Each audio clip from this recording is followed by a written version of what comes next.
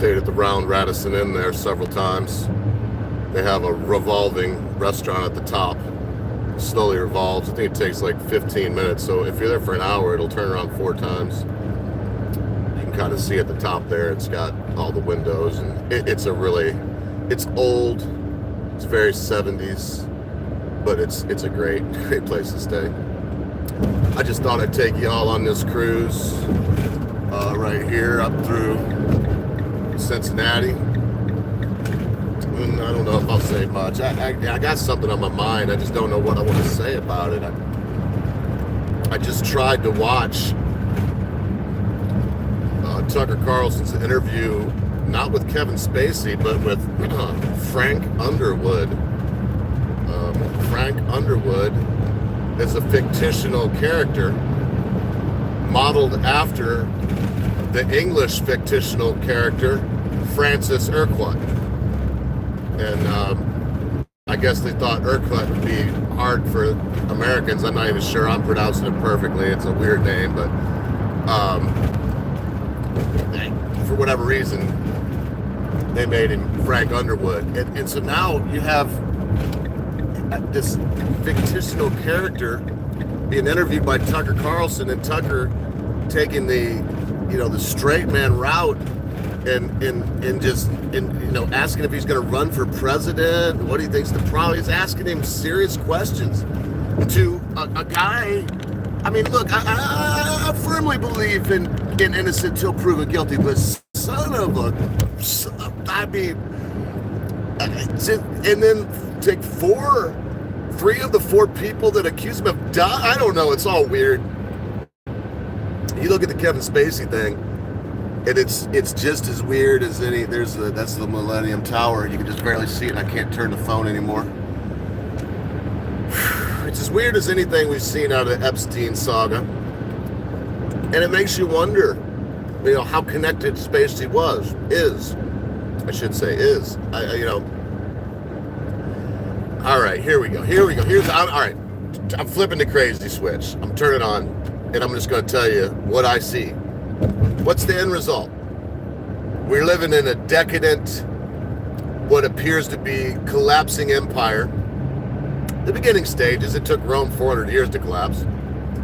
Beginning stages, but a collapsing empire. And what's the end result? Babies being thrown off of pyramids so that the sun rises the next day. That's step-sided pyramids that are made to look like a snake undulating up the walk 2 times a year. It's so contrived celestially that the light of the sun makes an undulating snake climb up the steps twice a year. And they take, an unwilling victim up, and they get not unceremoniously, I can't say it, lots of pomp and circumstance, a bunch of ceremony.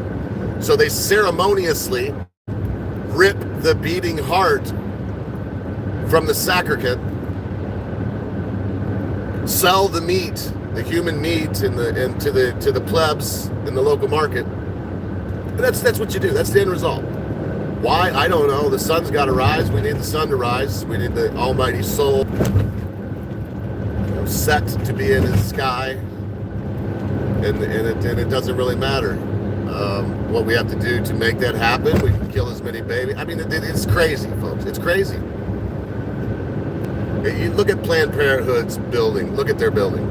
Type in right now, if you got a computer in front of you, type in Planned Parenthood headquarters. Tell me what it looks like. What's that look like to you? Oh, it's a pyramid. Boy, I don't know I have no idea what's with obelisks. Actually, I do. I just don't have time to tell you what I've gleaned. It's obelisks, pyramids, dead babies. It's Moloch in the effigy of a child being burnt so that you can cremate care, so that you can go through another year of abject evil, so that you can enrich yourself and your cronies. You can grease the wheels with the guts of the fallen.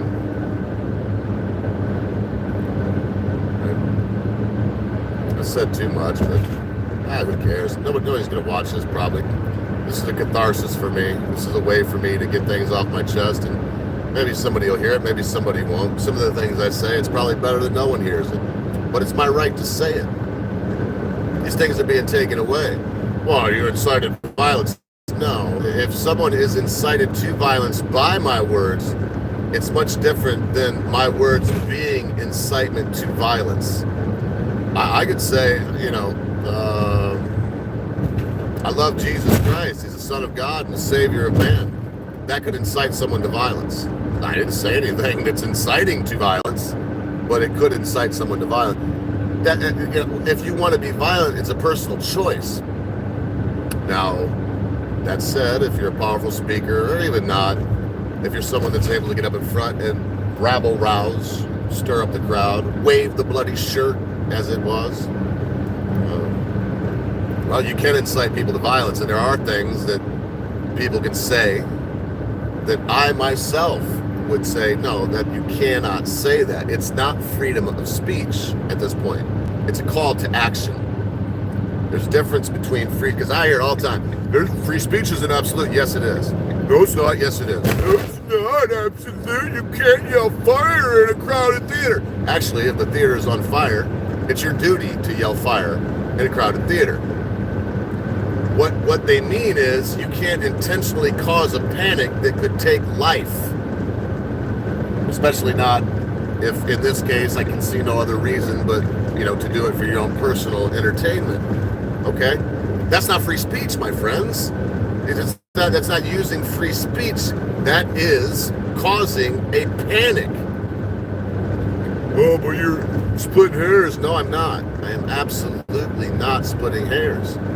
All of our freedoms are absolute. How do I know? Because the people that say this is not absolute, they're the ones that want to limit these freedoms that were not given to me by these people. That it is not the state that has given me these freedoms. I am endowed by my Creator with the inalienable right to life, liberty, and pursuit of happiness. And if my pursuit of happiness does not end your life,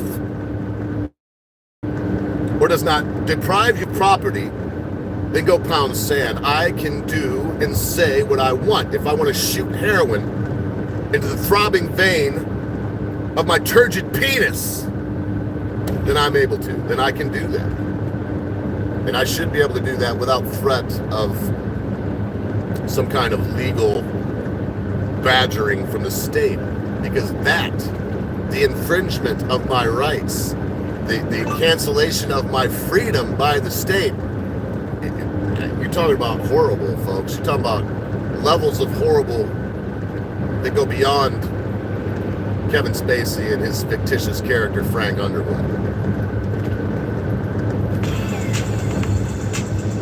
Oh, in the end. Oh, what's this? I got someone trying to contact me, of course. Jackson, Michigan. Okay, well, I've got dispatch now hammering me and want me to pick something up in Jackson, Michigan today at 9 in the morning, and it's actually 8:17 right now. So unless I could, paste wings to my Ram ProMaster and and a jet engine and take off right now, like just take off. There's absolutely no way. There's absolutely no way I could be there. So they give the guy a call. And remember, I might have said some things today that make you think I'm nuts. Hey, whatever.